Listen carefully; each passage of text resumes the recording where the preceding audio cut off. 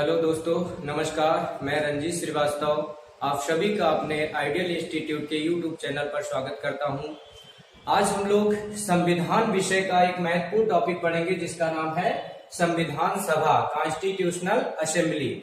तो आज हम इसकी शुरुआत करते हैं। हमारी संविधान सभा का गठन कैसे किया गया था, कब किया गया था, इससे संबंधित जितने भी महत्वपूर्ण प्रश्न आपके बनते हैं वो सभी प्रश्न हम क्लियर करने का प्रयास करेंगे। तो आप सभी लोग ध्यान से इसको समझने का प्रयास करिए। ओके, चलिए देखिए, ये संविधान सभा का गठन कैसे किया गया था और कब किया गया था।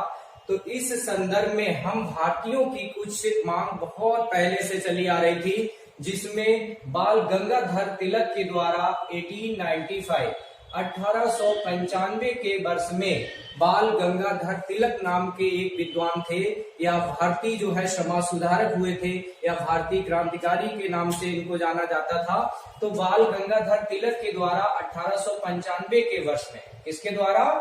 बाल गंगाधर तिलक, बाल गंगाधर तिलक के द्वारा 1895 के वर्ष में सबसे पहली बार संविधान सभा की बात की जाती है कि भारत के लोग अपने संविधान का निर्माण करेंगे और उसके लिए एक संविधान सभा होनी चाहिए। वही संविधान सभा जो है भारत के संविधान का निर्माण करेगी।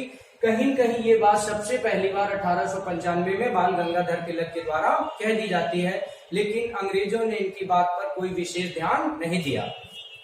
समय व्यतीत होता है तो 1922 के वर्ष में महात्मा गांधी के द्वारा, किसके द्वारा? महात्मा गांधी के द्वारा वही बात पुनः कही जाती है कि भारतीयों के लिए एक संविधान सभा होनी चाहिए जिससे भारत के संविधान का निर्माण हो सके। तो 1922 में महात्मा गांधी ने संविधान सभा के बारे में जिक्र किया था। इसके कुछ समय के बाद अर्थात 1923 के वर्ष में एक स्वराज्य पार्टी हमारे देश में थी। स्वराज्य पार्टी का गठन 1923 के वर्ष में। कौन सी पार्टी का? स्वराज्य पार्टी। ये जो स्वराज्य पार्टी है इसकी स्थापना 1923 के वर्ष में किसके द्वारा की जाती है? एक व्यक्ति थे मोतीलाल नेहरू और दूसरे व्यक्ति थे CR दास। कौन कौन थे? मोतीलाल नेहरू और CR दास। मोतीलाल नेहरू और CR दास, इनका पूरा नाम था चित्तरंजन दास। तो CR दास और मोतीलाल नेहरू के द्वारा स्वराज्य पार्टी का गठन किया जाता है। तो स्वराज्य पार्टी के द्वारा 1923 के वर्ष में कॉन्स्टिट्यूशनल असेंबली यानी संविधान सभा की मांग की जाती है, लेकिन इनकी भी मांग को अस्वीकार कर दिया था अंग्रेजों ने, इस बात को भी स्वीकार नहीं किया। और समय व्यतीत होता है तो 1940 के वर्ष में अंग्रेजों के द्वारा एक अगस्त प्रस्ताव लाया जाता है और इस अगस्त प्रस्ताव में ही कहा गया कि भारतीयों के लिए एक संविधान सभा होगी। तो यहाँ पर 1940 में अगस्त प्रस्ताव के दौरान, किस प्रस्ताव के द्वारा? अगस्त प्रस्ताव। अगस्त प्रस्ताव के द्वारा 1940 में अंग्रेजों ने कहा कि भारतीयों के लिए एक संविधान सभा होगी और उस संविधान सभा में अधिक से अधिक सदस्य भारतीय होंगे। ऐसा अंग्रेजों ने 1940 में हम भारतीयों को बता दिया, लेकिन अभी तक कोई संविधान सभा का गठन नहीं किया गया। और समय व्यतीत होता है तो 1942 के वर्ष में क्रिप्स मिशन भारत आता। आपने नाम सुना होगा, 1942 के वर्ष में क्रिप्स मिशन भारत आता है। कौन सा मिशन? Cripps mission.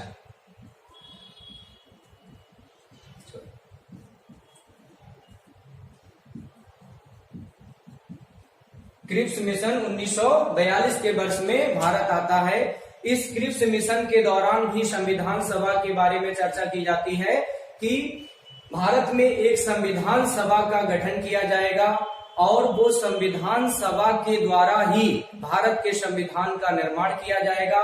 लेकिन जो संविधान सभा गठित की जाएगी वो द्वितीय विश्व युद्ध के बाद की जाएगी, क्योंकि इसी समय द्वितीय विश्व युद्ध चल रहा था, सेकेंड वर्ल्ड वार। ये जो सेकेंड वर्ल्ड वार है, द्वितीय विश्व युद्ध, ये 1939 में प्रारंभ हुआ था और ये 1945 तक चला था। तो द्वितीय विश्व युद्ध के बाद अंग्रेजों ने कहा कि आपकी संविधान सभा का निर्माण कर दिया जाएगा। तो भारतीयों ने कहा कि द्वितीय विश्व युद्ध के बाद क्यों, अभी क्यों नहीं इसका निर्माण किया जा सकता है? अगर करना है तो संविधान सभा का निर्माण अभी करिए, सेकेंड वर्ल्ड वॉर के बाद करने का कोई मतलब नहीं है। ठीक है, तो यहाँ पर अंग्रेजों ने ऐसा बोल दिया, लेकिन अभी तक कोई संविधान सभा का गठन अंग्रेजों के द्वारा भारत में नहीं किया जाता है। इसके कुछ समय के बाद 24 मार्च, समय है 24 मार्च 1946, 24 मार्च 1946 के दिन एक ब्रिटेन से 3 सदस्यीय प्रतिनिधि मंडल भारत भेजा जाता है। कितने सदस्यीय? 3 सदस्यीय।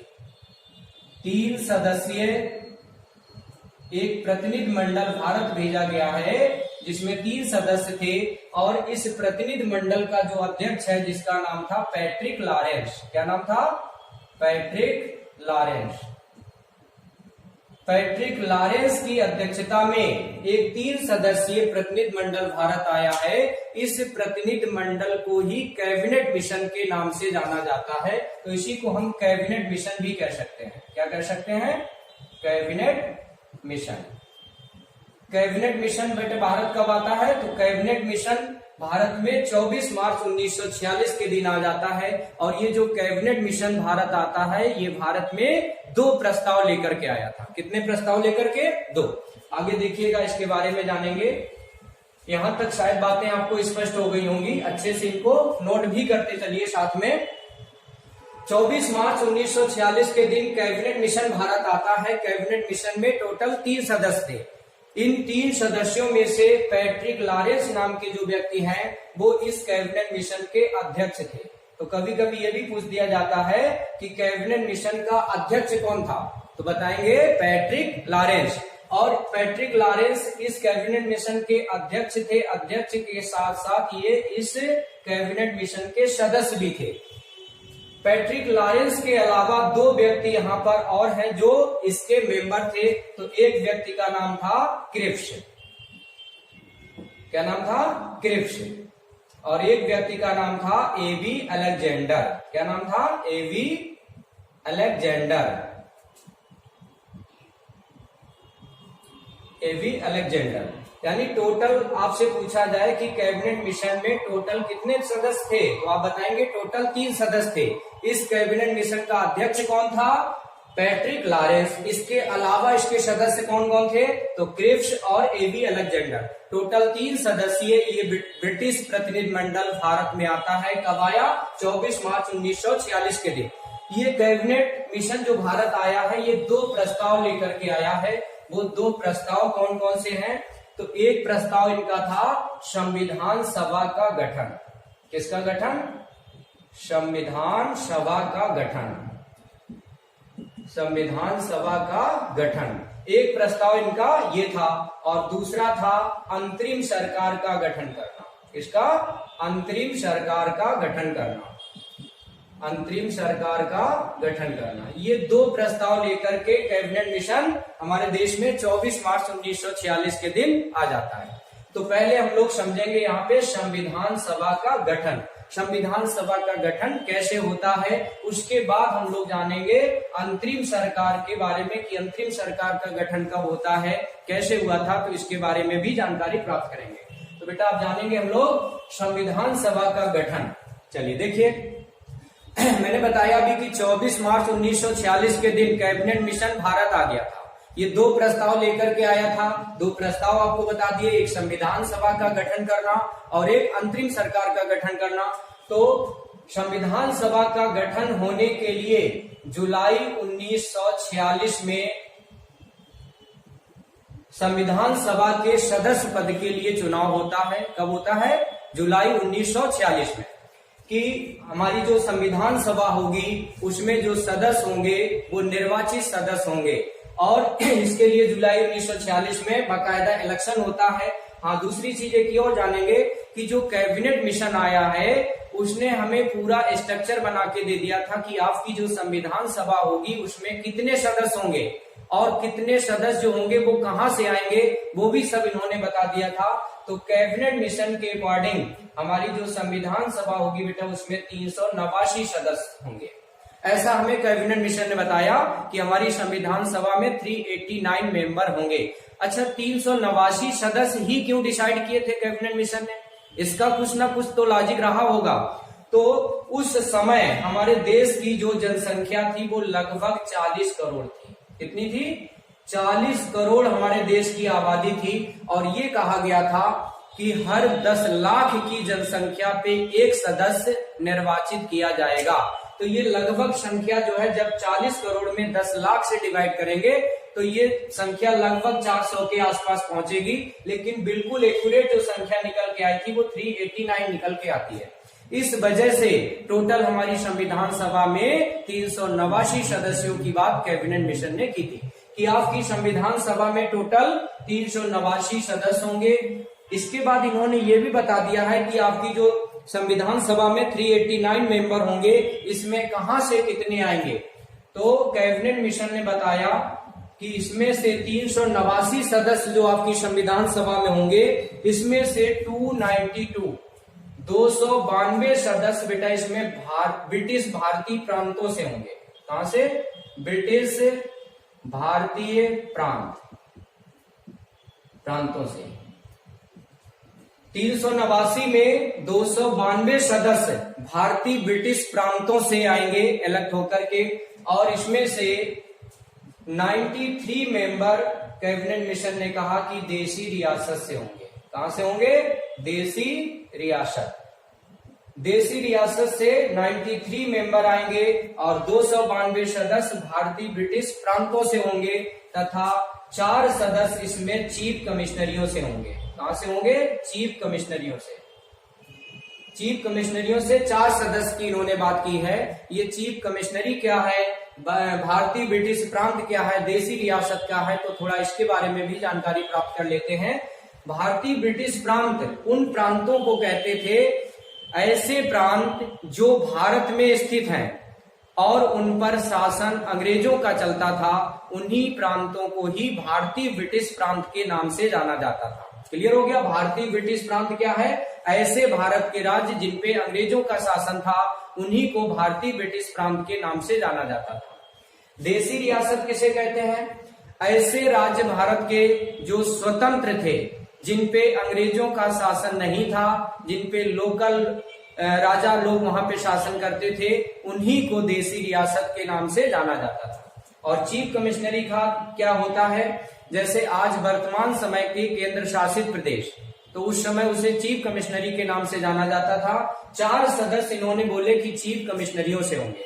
ये 4 चीफ कमिश्नरी कहाँ कहाँ के होंगे, ये भी इन्होंने डिसाइड कर दिया था। इनको याद करने के लिए एक हमारा फार्मूला याद रखेंगे बेटा, ABCD।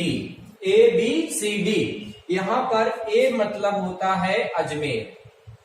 क्या है यहां पर? A मतलब अजमेर, यानी एक प्रांत यहां पर अजमेर था, जहां से एक सदस्य जो है इलेक्ट होकर के आएगा। तो A फॉर अजमेर आपको याद रखना है। दूसरा राज्य यहां पे था B मतलब यहां पे बलूचिस्तान। B मतलब क्या है यहां पे? बलूचिस्तान। तो एक सदस्य बलूचिस्तान इलाके से आएगा। वर्तमान समय में ये बलूचिस्तान पाकिस्तान में पड़ता है, तो एक सदस्य बलूचिस्तान से इलेक्ट होकर के आएगा। और तीसरा मेंबर यहाँ पे हम जानेंगे C मतलब यहाँ पर था बेटा कुर्ग। C फॉर यहाँ पे क्या है? कुर्ग। ये कुर्ग जो है वर्तमान समय में कर्नाटक राज्य में पड़ता है। तो तीसरा सदस्य इन्होंने बोला था कि कुर्ग से आएगा। C मतलब यहाँ पे क्या है? कुर्ग। और D मतलब यहाँ पे है दिल्ली। D मतलब क्या होता है? दिल्ली। तो इस प्रकार से 4 सदस्य इन्होंने कहे कि चीफ कमिश्नरियों से होने चाहिए। वो 4 सदस्य कहां कहां से आएंगे, तो इनको इस प्रकार से आप आसानी से याद कर सकते हैं, ABCD। A मतलब अजमेर, B मतलब बलूचिस्तान, C मतलब कुर्ग और D फॉर दिल्ली। तो इन 4 जगहों से ये 4 सदस्य इलेक्ट होकर के आएंगे। ऐसा किसने बताया था? कैबिनेट मिशन ने हमें बताया। और 292 सदस्य भारतीय ब्रिटिश प्रांतों से इलेक्ट होके आएंगे। 93 मेंबर इसमें देसी रियासत से आएंगे। तो ये स्ट्रक्चर अच्छे से इसको समझ लीजिए, याद कर लीजिए। कभी कभी यहीं से प्रश्न पूछ दिया जाता है कि कैबिनेट मिशन ने संविधान सभा में कितने सदस्यों का सुझाव दिया था, तो आप बताएंगे 389 मेंबर। इन 389 मेंबर में से भारतीय ब्रिटिश प्रांतों से कितने इलेक्ट होकर के आएंगे अकॉर्डिंग टू कैबिनेट मिशन, तो बताएंगे 292 सदस्य भारतीय ब्रिटिश प्रांतों के होंगे। 93 मेंबर इसमें देशी रियासत से होंगे और 4 सदस्य चीफ कमिश्नरियों से होंगे। आई होप ये स्ट्रक्चर आपको अच्छे से स्पष्ट हो चुका होगा। ठीक है, चलो आगे देखते हैं। जुलाई 1946 में संविधान सभा के सदस्य पद के लिए इलेक्शन होता है, तो 389 सदस्यों की जगह पर 296 सदस्य हमारी संविधान सभा में इलेक्ट होकर के आ जाते हैं। कितने आ जाते हैं? 296, जबकि कैबिनेट मिशन ने कितने बताए थे? 389, लेकिन वहां पर 389 की जगह पे 296 सदस्य इलेक्ट होकर के हमारी संविधान सभा में आते हैं। अब इस 296 में भी आपको ये देखना है कहां से कितने मेंबर आ रहे हैं। तो 296 में से 208 सदस्य यहां पर आते हैं भारतीय राष्ट्रीय कांग्रेस से, यानी INC, इंडियन नेशनल कांग्रेस। हमारे देश की एक पार्टी थी भारतीय राष्ट्रीय कांग्रेस, तो उसी कांग्रेस पार्टी से 208 सदस्य हमारी संविधान सभा में इलेक्ट होकर के आ जाते हैं। इसके अलावा इसमें 73 मेंबर बेटा मुस्लिम लीग से आते हैं। कहां से आते हैं? मुस्लिम लीग से। ये भी एक बहुत पुरानी पार्टी है मुस्लिम लीग पार्टी की स्थापना 1906 के वर्ष में बांग्लादेश की राजधानी ढाका में आगा खां और सलीमुल्ला खां के द्वारा की जाती है। तो ये वही मुस्लिम लीग है। इस मुस्लिम लीग से 73 मेंबर इलेक्ट होकर के हमारी संविधान सभा में आ चुके थे। इसके अलावा इसमें 15 सदस्य बेटा निर्दलीय थे। कैसे थे? निर्दलीय, अर्थात इनका कोई दल नहीं था, इन्होंने किसी पार्टी के समर्थन से चुनाव नहीं लड़ा, ये स्वतंत्र अवस्था में चुनाव लड़ते हैं और ये जीत जाते हैं। तो इस प्रकार से 15 सदस्य हमारी संविधान सभा में निर्दलीय के रूप में आ जाते हैं, इनका कोई दल नहीं था। तो इस प्रकार से 389 की जगह पे 296 सदस्य हमारी संविधान सभा में इलेक्ट होकर के आ जाते हैं। पूछा जाए जब संविधान सभा के सदस्य पद के लिए चुनाव होता है तो हमारी संविधान सभा में इलेक्टेड मेंबर्स कितने थे? तो आप बताएंगे 296 सदस्य यहाँ पर इलेक्टेड मेंबर के रूप में आते हैं, जिसमें से 208 सदस्य भारतीय राष्ट्रीय कांग्रेस के हैं और 73 मेंबर इसमें मुस्लिम लीग से हैं, 15 सदस्य इसमें निर्दलीय है। तो इस प्रकार से ये भी आपको आंकड़े याद रखने हैं, कहां से कितने मेंबर कैसे आते हैं। ठीक है, चलो इस संविधान सभा में 296 सदस्य तो निर्वाचन के माध्यम से आ जाते हैं। इसके अलावा कुछ सदस्य बेटा इसमें मनोनीत सदस्य के रूप में भी आते हैं, यानी नॉमिनेशन के माध्यम से भी कुछ मेंबर आते हैं। ठीक, तो आपसे पूछा जाए हमारी संविधान सभा में सदस्य किस प्रकार से आए थे? तो हमारी संविधान सभा में सदस्य 2 प्रकार से आते हैं, एक नॉमिनेशन के माध्यम से और बाय इलेक्शन, यानी दूसरा तरीका बाय इलेक्शन है और एक तरीका बाय नॉमिनेशन, यानी मनोनयन के द्वारा और इलेक्शन के द्वारा हमारी संविधान सभा में सदस्य पहुंच जाते हैं। इन संविधान सभा के सदस्यों में एक बहुत बड़ा नाम है जिनका नाम है डॉक्टर भीमराव अंबेडकर। डॉक्टर भीमराव अंबेडकर हमारी संविधान सभा में प्रारंभ में नॉमिनेटेड मेंबर के रूप में आते हैं, यानी मनोनीत होकर के हमारी संविधान सभा में आए थे। कैसे आते हैं? मनोनीत, नॉमिनेशन के माध्यम से हमारी संविधान सभा में डॉक्टर भीमराव अंबेडकर एक सदस्य के रूप में आ जाते हैं। लेकिन कुछ समय के बाद इनसे कहा गया कि आप भी बाय इलेक्शन से, निर्वाचन के माध्यम से हमारी संविधान सभा में आ जाइए। तो डॉक्टर भीमराव अंबेडकर ने, किसने? Doctor BR Ambedkar, doctor Bhimrao Ambedkar ने डिसाइड किया कि हाँ ठीक है, हम भी बाय इलेक्शन यानी चुनाव के माध्यम से संविधान सभा के सदस्य बनेंगे। तो डॉक्टर भीमराव अंबेडकर ने सबसे पहले एक प्रांत चुना है जिसका नाम था बंबई। बंबई प्रांत से इन्होंने चुनाव लड़ने का निश्चय किया और ऐसा ही ये करते हैं कि बंबई प्रांत से सबसे पहली बार चुनाव लड़ते हैं संविधान सभा में सदस्य बनने के लिए। लेकिन होता क्या है कि जब इन्होंने बंबई प्रांत से चुनाव लड़ा तो ये चुनाव में हार जाते हैं। इसके बाद इन्होंने दूसरा प्रांत डिसाइड किया है और दूसरा प्रांत था बेटा बंगाल। दूसरी बार ये बंगाल प्रांत से चुनाव लड़ने जाते हैं और जब ये दूसरी बार बंगाल प्रांत से चुनाव लड़ने गए तो एक पार्टी के समर्थन से जाते हैं। उस पार्टी का नाम क्या है? याद रखिएगा बेटा, मुस्लिम लीग। मुस्लिम लीग के समर्थन से बंगाल प्रांत से ये चुनाव लड़ते हैं और ये मुस्लिम लीग के समर्थन से लड़े थे और ये चुनाव जीत जाते हैं। तो इस प्रकार से एक इलेक्टेड मेंबर के रूप में हमारी संविधान सभा में डॉक्टर भीमराव अंबेडकर सदस्य के रूप में आ चुके हैं। लेकिन होता क्या है कि कुछ समय बाद अर्थात 15 अगस्त 1947 के दिन भारत को आजादी मिल जाती है और इससे जस्ट एक दिन पहले अर्थात 14 अगस्त 1947 की मध्यरात्रि में 11:30 पर पाकिस्तान को आजादी दे दी गई। पाकिस्तान की आजादी कब मनाई जाती है? तो पाकिस्तान की आजादी 14 अगस्त को, और 14 अगस्त में क्या समय था? 11:30 का समय था। तारीख थी उस दिन बेटा 14 अगस्त 1947। 14 अगस्त 1947 की रात्रि में 11:30 पर पाकिस्तान को आजाद कर दिया गया। तो जब पाकिस्तान को आजाद किया जाता है तो उस समय याद रखिएगा 2 पाकिस्तान बने थे। एक पाकिस्तान बना था पश्चिमी पाकिस्तान। कौन सा पाकिस्तान? पश्चिमी पाकिस्तान। और दूसरा पाकिस्तान जो बना था उसका नाम था पूर्वी पाकिस्तान। ये जो बंगाल का इलाका है इसे पूर्वी पाकिस्तान के नाम से एक दूसरा पाकिस्तान गठित कर दिया गया। कौन सा पाकिस्तान? पूर्वी पाकिस्तान। यानी जिसे आज हम बांग्लादेश के नाम से जानते हैं, यही पहले पूर्वी पाकिस्तान हुआ करता था। तो होता क्या है कि जब भारत और पाकिस्तान का विभाजन हो जाता है तो डॉक्टर भीमराव अंबेडकर जिस इलाके से संविधान सभा में सदस्य चुने गए थे वह इलाका या वह क्षेत्र पूर्वी पाकिस्तान के हिस्से में चला जाता है। इस प्रकार से डॉक्टर भीमराव अंबेडकर की सदस्यता खत्म हो जाती है। इधर होता क्या है कि बहुत बड़े विद्वान हमारी संविधान सभा में बैठे हुए थे, जिसमें एक बहुत बड़ा नाम है वी.एन. राव। क्या नाम था? वी.एन. राव।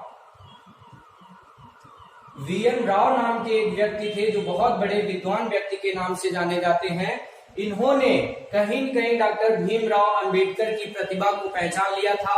तो इन्होंने कहा, मन ही मन डिसाइड कर लिया कि हमारी संविधान सभा में डॉक्टर भीमराव अंबेडकर का रहना अति आवश्यक है। तो इन्होंने तुरंत उस समय के जो हमारी संविधान सभा के अध्यक्ष हैं उनका नाम था डॉक्टर राजेंद्र प्रसाद। अभी आपको ये भी हम बताएंगे कि हमारी संविधान सभा में अध्यक्ष कौन बना था, पहला अध्यक्ष कौन था, या इसमें स्थायी अध्यक्ष कौन था, अस्थायी अध्यक्ष कौन था। अभी ये भी सारी बातें यहाँ पर स्पष्ट की जाएंगी। ठीक, तो डॉक्टर राजेंद्र प्रसाद उस समय हमारी संविधान सभा के अध्यक्ष थे। वी.एन. राव ने राजेंद्र प्रसाद को ये संदेश दिया कि हमारी संविधान सभा में डॉक्टर भीमराव अंबेडकर का रहना अति आवश्यक है। अर्थात कुछ आप ऐसा करिए, एक ऐसी सीट इनकी खाली कराइए कि जहां से डॉक्टर भीमराव अंबेडकर को चुनाव लड़ाया जा सके और ये एक निर्वाचित सदस्य के रूप में पुनः हमारी संविधान सभा में आ सके। तो डॉक्टर राजेंद्र प्रसाद जी क्या करते हैं कि बंबई राज्य था, इस बंबई राज्य के एक प्रधानमंत्री थे जिनका नाम था बी.जी. खेर। क्या नाम था? बी.जी. खेर। बी.जी. खेर को राजेंद्र प्रसाद जी ने मैसेज दिया कि आप अपने प्रांत से एक सीट रिक्त कराइए। कि क्यों कराया ऐसा? तो इन्होंने बताया कि डॉक्टर भीमराव अंबेडकर को हमें संविधान सभा में लाना है, इस वजह से हमें पुनः उपचुनाव करा करके संविधान सभा में अंबेडकर जी को पहुंचाना है। इस वजह से आप अपने प्रांत से एक सीट रिक्त कराओ। तो बी.जी. खेर ने क्या किया? एम.आर. जयकर। क्या नाम है? एम.आर. जयकर। एम.आर. जयकर महोदय को ये मैसेज दिया कि आप अपनी सीट को रिक्त कर दीजिए। उस समय बंबई प्रांत की एक सीट से एम.आर. जयकर महोदय हमारी संविधान सभा में सदस्य हुआ करते थे। ये स्ट्रक्चर समझ में आ गया। वी.एन. राव साहब ने राजेंद्र प्रसाद से कहा कि अंबेडकर जी का संविधान सभा में रहना अति आवश्यक है। राजेंद्र प्रसाद जी ने बंबई के प्रधानमंत्री वी.जी. खेर को मैसेज दिया। वी.जी. खेर के कहने पर एम.आर. जयकर महोदय ने बंबई प्रांत की अपनी सीट से इस्तीफा दे दिया, रिजाइन दे दिया। तो इस प्रकार से एक सीट यहाँ से रिक्त हो जाती है और उसी रिक्त सीट से डॉक्टर भीमराव अंबेडकर पुनः चुनाव लड़ते हैं और वो वहां से चुनाव में जीत जाते हैं। इस प्रकार से पुनः हमारी संविधान सभा में डॉक्टर भीमराव अंबेडकर एक चुने हुए सदस्य के रूप में फिर से आ जाते हैं और वो कंटिन्यू हमारी संविधान सभा में काम करेंगे। तो आई होप इतनी बातें आप लोगों को स्पष्ट हो चुकी होंगी। इसके आगे की जो स्टोरी है, जो कहानी है, वो हम अगले वीडियो में लेकर के आएंगे।